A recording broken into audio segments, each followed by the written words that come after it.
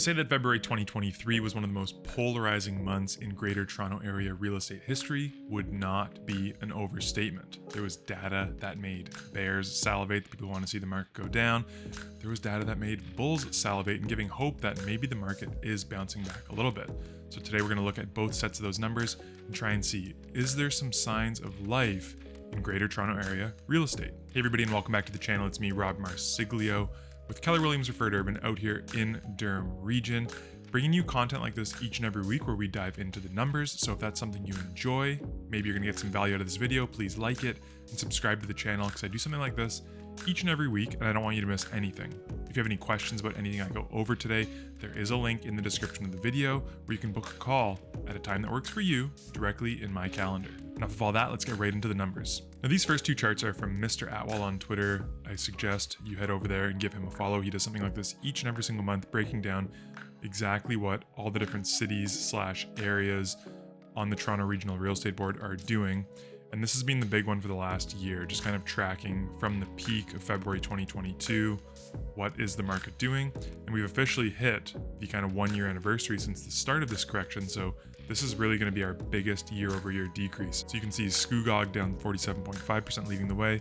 Caledon and Whitby, kind of the two bigger volume movers in the top 5, doing 34.5% and 33.4% drops year over year. And the best producing being Richmond Hill, which is down 13.3%. But Mr. Atwell also put out a chart showing the month over month, which I want to highlight for you next. Based on this, the majority of cities look like they have improved from January 2023 to February 2023. You know, we're seeing jumps in King up 52.8%, which I got to give it to King.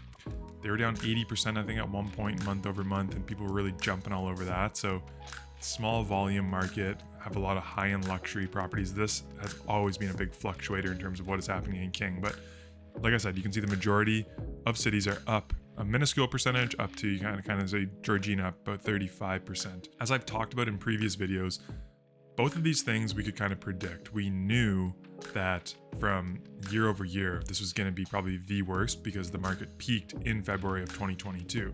But we also knew because of seasonality that the market was going to have a bit of a bump from January to February of this year. So what I did is I broke it down by dollar amount change across the entire board, and I also broke it down by percent change. I want to show you those two charts next, just to see where this kind of stacks up historically against previous years. So if we go back through 20 years of the TREB Market Watch, going back all the way to 2004 is down here, you can see that 2023, the jump from January to February was about $57,000, and that ranks 5th. So that's not too surprising to see, you know, really everything from the past 10 years is ranking inside this top 10 because prices have gone up so much in the last 20 years. So obviously you're going to see the biggest volume jumps when prices are the most. It's not until you look at it in a percent change kind of month to month that you realize it's really just an average price jump. Seasonally, it kind of fits right around where we expected it to be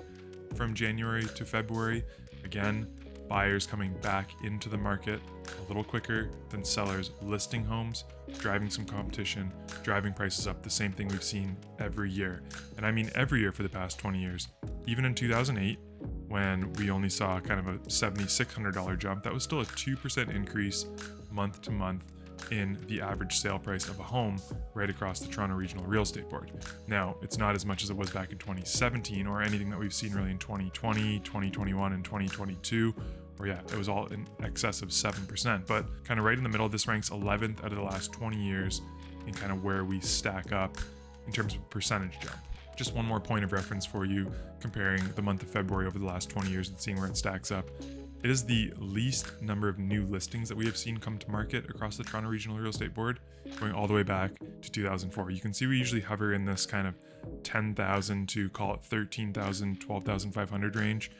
This year, we came in at 8,400 new listings thereabouts. On a sale side, it was the second least amount of sales that we've seen in a February since going back to 2009, and we saw about 4,800 sales. Sales are down then 47% year over year.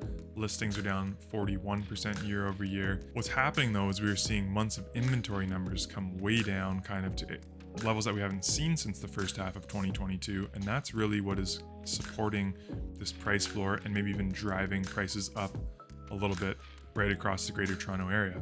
So let me hop into that chart to show you the months of inventory and then what is really driving that right now. And here it is updated as of March 4th now.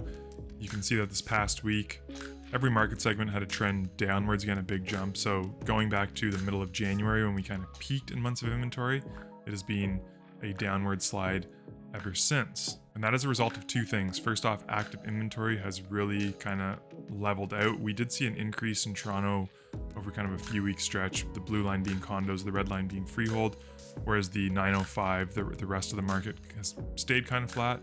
But what we've also seen is this next chart. The rate of sales has gone up. So I put a tweet out last week saying how, we may be starting to see a bit of a cresting in sales. You could see the rate of change had really slowed down. And then just like that, the market didn't really catch fire out of nowhere, but it accelerated again, the rate of sales. And we saw kind of big jumps in terms across all markets. York region maybe kind of continued their cresting just a little bit, but every other market segment saw an increase of sales, and that's all going to have big effects in driving months of inventory downwards. And then one last thing here, not only did sales really pick up from week to week ending March 4th, the percentage of sales that sold over asking is also the most that we have seen at any point this year. So I know that's an indication of probably listing low to some degree, but buyers are more willing now to be offering in these offer night situations, paying over that asking price than they were earlier in the year. Albeit it's nowhere near the levels that we saw last year at this time. But if these numbers kind of keep increasing like we're seeing, 31% to 33% to 38% to 39% to over 42%, if this is a trend that we're seeing, that's going to be support for prices kind of staying where they're at as well. That kind of explains what's going on from January into February, why we saw that jump in prices, historically low listings and sales, but sales starting to pick up, buyers coming back to market a little quicker than sellers want to put their properties on the market. There's also a couple other things that I'm looking at that are kind of maybe positive signs of buyer sentiment going forward. First off is this snippet of an article from rates.ca.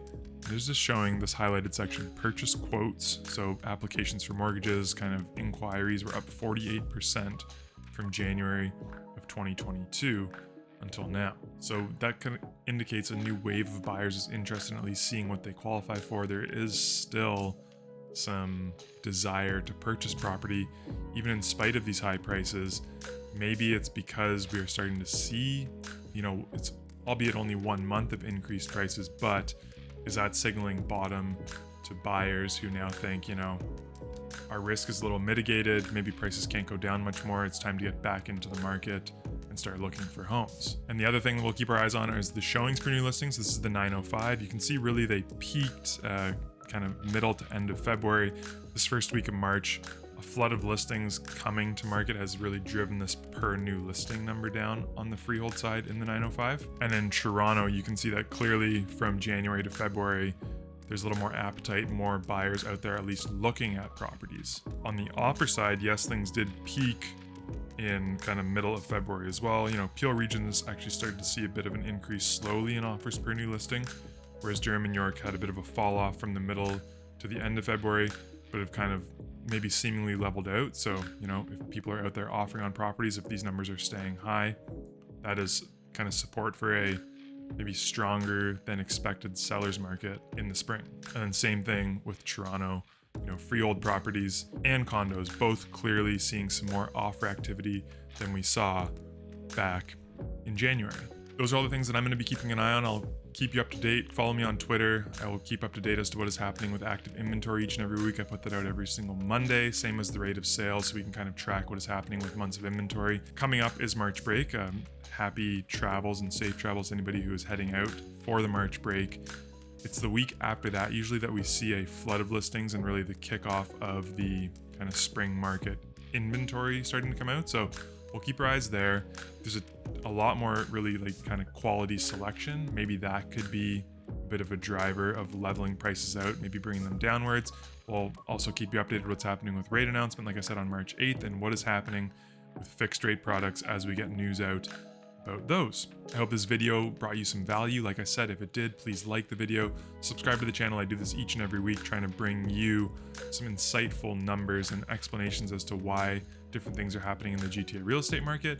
And please book a call with me if you have any questions about anything I have gone over today. Until we speak again next time, stay safe and cheers. Hey there, I really appreciate you watching this video all the way to the end. If you enjoyed it, I've got another video for you right here on the screen.